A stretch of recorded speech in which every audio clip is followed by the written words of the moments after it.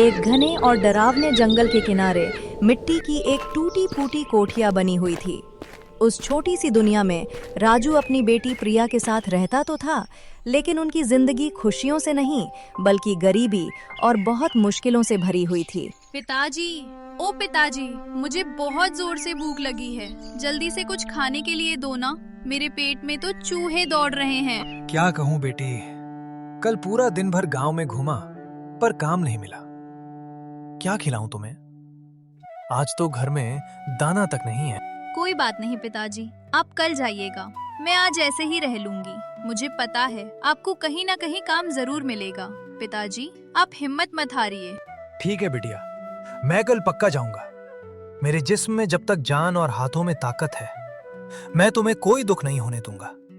तेरी माँ ने तुम्हें बहुत चाहा था, पर अब मैं तुमसे उससे भी दोगुना प्यार करूंगा।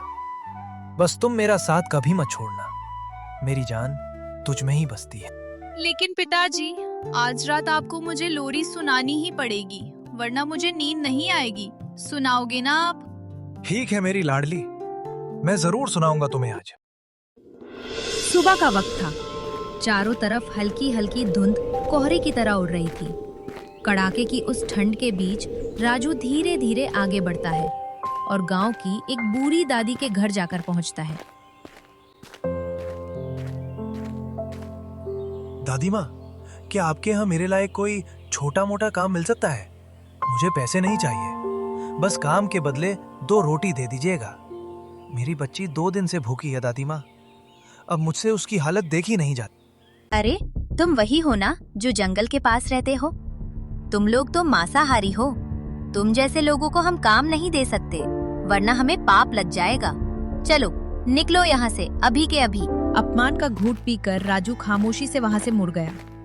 उसकी आंखों में आंसू थे, पर अपनी बच्ची की खातिर वो फिर से हिम्मत जुटाकर एक दूसरे घर की चौखट पर जाकर पहुंचा। काका, क्या आप मुझे अपने खेत में मजदूरी पर रख सकते हैं? आप मुझे जो भी मजदूरी देंगे उसी में खुश रहूंगा। बस काम दे दीजिए काका। मेरी बच्ची ने पिछले 2 दिन से दाना तक नहीं चखा है। वो भूख से बेहाल है। ना ना बेटा, हम तुम्हें कोई काम वाम नहीं दे सकते। तुम जैसे मांसाहारी लोगों को अगर मैंने अपने खेत में उतरने दिया तो मेरा पूरा खेत अपवित्र हो जाएगा। चलो रास्ता नापो यहाँ से। इनके लिए मैं कोई इंसान नहीं हूं, बस एक मांसाहारी हूं। न कोई काम देना चाहता है और न कोई इज्जत। क्या मेरी भूख और मेरी बेटी की तड़प का कोई मोल नहीं? शाम ढल चुकी थी और सूरज की आखिरी किरणें भी विदा ले रही थीं। दिन भर का थका हारा राजू धीरे धीरे उस बड़ी हवेली की तरफ बढ़ता है। अपनी आखिरी उम्मीद लिए वो बोझिल कदमों से हवेली के अंदर की ओर चलता चला जाता है। अरे राजू, ये अपनी क्या हालत बना ली है तुमने? आंखों में इतनी मायूसी क्यों है? साफ साफ बताओ राजू, यहाँ किस उम्मीद से आए हो? क्या काम है? सेठ जी, घर की हालत बहुत खराब है। हाथ में एक फूटी कौड़ी तक नहीं है और मेरी बच्ची 2 दिन से भूखी है। अगर आप मुझे 300 रुपए दे सकें तो मैं काम करके आपको लौटा दूंगा। पर सेठ जी, मैं ब्याज नहीं दूंगा। ब्याज का लेन देन मेरे उसूलों के खिलाफ है। मैं इसे सही नहीं मानता। अरे कंगाली में भी इतनी अकड़? अगर मैं तुझे बिना ब्याज के पैसा दूंगा तो मेरा क्या लाभ? मैंने यहाँ कोई धर्मशाला नहीं खोल रखी है कि हर किसी को मुफ्त में पैसे बांटता फिरूं। ब्याज तो देना ही पड़ेगा। फायदा ही तो होगा सेठ जी। एक गरीब का भला हो जाएगा और आपको दुआएं मिलेंगी। मुझे तूने किसी दुआ वुआ की जरूरत नहीं है राजू। दुआओं से तिजोरियां नहीं भरती। ठीक है, जितना पैसा मांगा है तो मैं उतना ही दे दूंगा, लेकिन मेरी एक शर्त है। सेठ जी, क्या शर्त है आपका? सुन राजू, शर्त यह है कि मैं तुझे पूरे पैसे दे दूंगा, लेकिन अगर 1 महीने के अंदर तूने मेरा पैसा नहीं लौटाया तो जब तेरी बेटी बड़ी हो जाएगी तुझे उसका ब्याह मेरे साथ करना पड़ेगा। बोल, अपनी बेटी का सौदा मंजूर है? मंजूर है तो अभी पैसा ले जा। जुबान संभालिए सेठ जी, ये आप क्या कह रहे हैं? मेरी बेटी आपकी उम्र के लिहाज से आपकी बच्ची जैसी है। वो अभी सिर्फ 16 साल की है। मेरी बेटी कोई कर्जे की चीज नहीं है जिसे मैं चंद रुपयों के बदले आपके हवाले कर दूं। अरे तो मना कर दे, मैंने कौन सा तेरे साथ कोई जबरदस्ती की है? ठीक है सेठ जी, आप पैसे दे दीजिए, मैं आपकी शर्त मानता हूं। बस मेरी बच्ची की जान बचा लीजिए। मैं दिन रात एक कर दूंगा, पर 1 महीने के अंदर आपके पैसे जरूर लौटा दूंगा। ये 300 रुपए नहीं, राजू की बेटी की इज्जत का सौदा था। सिर्फ 1 महीना। अगर कर्ज न उतरा तो उसे अपनी मासूम बच्ची को उस जालिम के हवाले करना होगा। अगली सुबह घर के आंगन में चूल्हा जल रहा था और ताजा मछली पक रही थी। महीनों बाद घर में अन्न की खुशबू फैली थी, पर राजू पत्थर की मूरत बना चुपचाप आग को देख रहा था। उसकी ये गहरी खामोशी देखकर प्रिया से रहा नहीं गया और वो बोल पड़ी। पिताजी, आज तो घर में खुशहाली आई है, ताजा मछली पक रही है, पर आप ऐसे चुपचाप आग को क्या देख रहे हैं? क्या हुआ पिताजी, आपकी तबीयत तो ठीक है ना? हाँ बेटी, चूल्हा तो जल रहा है, घर में अन्न भी आ गया है, पर तुझे कैसे बताऊं कि इस राशन के बदले मैंने तेरी जिंदगी दांव पर लगा दी है। ये कहते हुए मेरा गला भर आता है और सर शर्म से झुक जाता है। अपनी ही औलाद का सौदा करके मैं तुझे कैसे देखूं? पिताजी, आपकी चुप्पी मुझे डरा रही है। सच सच बताइए, ये पैसे आखिर आए कहाँ से? कैसे कहूं बेटी तुमसे? मैं धनीराम सेठ के पास पैसे लेने गया था। मैंने उसे साफ कह दिया था कि मैं ब्याज नहीं दे पाऊंगा। तब उस जालिम ने मेरी मजबूरी का फायदा उठाया और एक शर्त रख दी। उसने कहा, अगर ब्याज नहीं देना तो मत दे, पर अगर 1 महीने में पैसा वापस नहीं आया तो 18 की होते ही तुझे उससे ब्याह करना होगा। अपनी लाचारी में मैंने तेरी जिंदगी दांव पर लगा दी बेटी। पिताजी, मुझे पता है आप कभी भी जानबूझकर गलत रास्ता नहीं जाएंगे। आपकी मजबूरी थी, कोई बात नहीं, हमें कैसे भी करके उसका पैसा लौटाना होगा। कैसे लौटाऊं बेटी? गांव में तो अब कोई काम ही नहीं मिलता। हम मांसाहारी हैं, बस इसी बात को लेकर लोगों ने हमें पराया कर दिया है। अब तो कोई अपने खेत में उतरने तक नहीं देता, जैसे हमारे कदम उनके खेतों को अपवित्र कर देंगे। ऐसी बेबसी में मैं पैसे कहां से लाऊं? पिताजी, आपको तो मटन करी बनाना आता है। माँ ने जो आपको सिखाया था वो तो आपने पहले ठेले में बेचा था। हर कोई आपकी तारीफ करता था। क्यों ना हम मटन करी का ठेला लगा दें गांव पर? इस गांव में तो हम काम नहीं करेंगे। यहाँ के लोग बहुत जात पात देखते हैं। कल ही सुबह हम राजपुर गांव जाएंगे और वहां अपना ठेला लगाएंगे। एक बार अपना नसीब आजमाऊंगा, देखूं नसीब में क्या लिखा है। अगर नसीब अच्छा रहा तो उस सेठ का पूरा कर्ज भी उतर जाएगा और हमारी इज्जत भी बच जाएगी। सूरज निकलते ही राजू और प्रिया राजपुर गांव जाकर अपना ठेला लगाते हैं। जैसे ही मटन की खुशबू फैलती है, 2-3 आदमी तुरंत वहां आ जाते हैं। वाह वाह भाई साहब, क्या मटन करी की खुशबू आ रही है। मुझे यहाँ तक खींच कर ले आई। क्या मटन बनाया है आपने, कितना खुशबूदार है। इस गांव में तो आपको पहले कभी नहीं देखा। दरअसल मालिक, मेरा गांव ढोलकपुर है। वहां जात पात बहुत चलती है और हम जैसे मांसाहारी लोगों को कोई इज्जत नहीं देता। बस इसी भेदभाव की वजह से मैं अपना गांव छोड़कर आप लोगों के गांव में कारोबार करने आया हूं। भाई साहब, आपने एकदम सही बात कही है। ढोलकपुर गांव में वाकई ऐसा ही होता है। बहुत अच्छा किया जो आप हमारे गांव आ गए। यहाँ मटन करी बेचने वाला कोई दूसरा आदमी है ही नहीं, ये तो बहुत बढ़िया हुआ। अरे भाई साहब, इसकी खुशबू तो कमाल की है।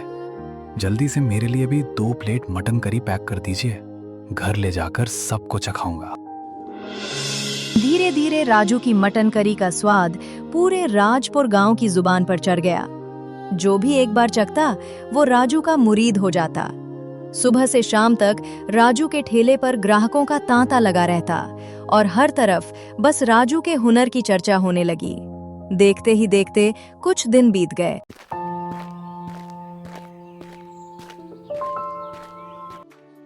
अरे भाई मटन भाई, तुम तो पूरे गांव में फेमस हो गए हो। हमारे गांव में हर कोई तुम्हारी तारीफ कर रहा है। ठीक है, जरा मुझे भी 1 प्लेट दो। मैं भी चक्कर देखूं कि गांव के लोग झूठ बोल रहे हैं या सच। जैसे ही दादाजी ने मटन का पहला टुकड़ा मुंह में रखा, मानो स्वाद का कोई जादुई धमाका हुआ हो। ओहो, क्या लाजवाब मटन है। मसाले तो सीधे रूह में उतर गए। सच कहूं तो मैं बेकार में शक कर रहा था। तुम्हारे हाथ में तो वाकई जादू है भाई। ये स्वाद तो सालों तक याद रहेगा। कुछ समय बीतने के बाद वहां एक लाल रंग की कार आकर रुकती है। उस कार से एक आदमी बाहर आता है और सीधा चलकर रामू के ठेले के पास पहुंचता है। तभी भाई साहब, जरा मुझे भी एक प्लेट मटन देना। मैं अपनी गाड़ी से जा रहा था, पर इसकी खुशबू ने मुझे रुकने पर मजबूर कर दिया। सच कहूं तो बहुत जोर की भूख लगी है, अब मुझसे रहा नहीं गया। अरे भाई, सच सच बताना, तुमने ये मटन मसाला कहाँ से सीखा है? ये तो बिल्कुल मेरी माँ के बनाए मसाले जैसा स्वाद है। ये मुमकिन कैसे है? देखिए साहब, शायद आपको कोई गलतफहमी हुई है। मेरा नाम राजू है और मेरी माँ का नाम सुनीता ऐश्वर्या है। उन्होंने ही मुझे ये मटन करी बनाना सिखाया है। आपको जरूर कोई गलतफहमी हो रही है। ये मसाला मेरी माँ की अपनी पहचान है। मेरे छोटे भाई, तू कैसा है? और तेरी ये हालत ऐसी क्यों है? मैं तेरा बड़ा भाई हूँ राजू। मैं अभी मरा नहीं हूँ। उस दिन मैं पहाड़ के नीचे गिर तो गया था, लेकिन मैं बच गया था। मैं तुझे कब से ढूंढ रहा हूं, पर तू मिल ही नहीं रहा था। आज ऊपर वाले ने हमें फिर से मिला दिया। सड़क के किनारे उस छोटे से ठेले के पास आज दो भाई अपनी बीती हुई जिंदगी की परतें खोल रहे थे। राजू ने एक एक करके अपनी सारी गरीबी और संघर्ष की कहानी सचिन को सुनाई। सचिन चुपचाप सुनता रहा, लेकिन उसकी आंखों में अपने छोटे भाई के लिए गर्व और उन लोगों के लिए गुस्सा साफ दिख रहा था जिन्होंने राजू को मजबूर किया था। राजू, तू अकेला नहीं है। उस सेठ का सारा कर्जा मैं आज ही खत्म समझ। तू बस मुझे घर ले चल। आज की रात सिर्फ हमारी और हमारी यादों की होगी। कल सुबह हम उसका सारा पैसा उसके मुंह पर मारेंगे। और सुन, तेरी बेटी मेरी अपनी औलाद है, मेरी प्यारी भतीजी है। उसकी इज्जत और उसकी मुस्कान पर कोई आंच नहीं आने दूंगा। तेरा भाई आ गया है ना, अब सब ठीक हो जाएगा। अगले दिन सुबह होते ही वो जालिम सेठ बिना किसी के बुलाए सीधे राजू के घर आ पहुंचा। अरे ओ राजू, सूरज सिर पर आ गया है और अभी तक तू सो रहा है। तुझे क्या लगा था कि मैं अपना कर्जा भूल जाऊंगा? देख, मैं खुद बिना बुलाए तेरे दरवाजे पर आ गया हूं। या तो अभी के अभी मेरा पूरा हिसाब चुकता कर, वरना अपनी जुबान याद रखना। आज तेरी बेटी को अपने घर की दासी बनाकर ले जाऊंगा। सेठ के चिल्लाने का शोर सुनकर राजू और उसका बड़ा भाई सचिन दोनों धीरे धीरे घर के अंदर से बाहर की ओर आते हैं। ये पकड़ो अपना पूरा पैसा और कान खोलकर सुन लो सेठ। अगर अब तुम्हारी जुबान से एक भी गलत शब्द निकला तो मुझसे बुरा आदमी तुमने आज तक नहीं देखा होगा। अपनी खैर मनाओ और यहाँ से दफा हो जाओ। अरे ये क्या तमाशा है? आखिर तू है कौन और तेरा इन कंगालों से क्या रिश्ता है जो तू इनका पूरा पैसा अपनी जेब से दे रहा है? मेरा नाम सचिन है और मैं इनका बड़ा भाई हूँ।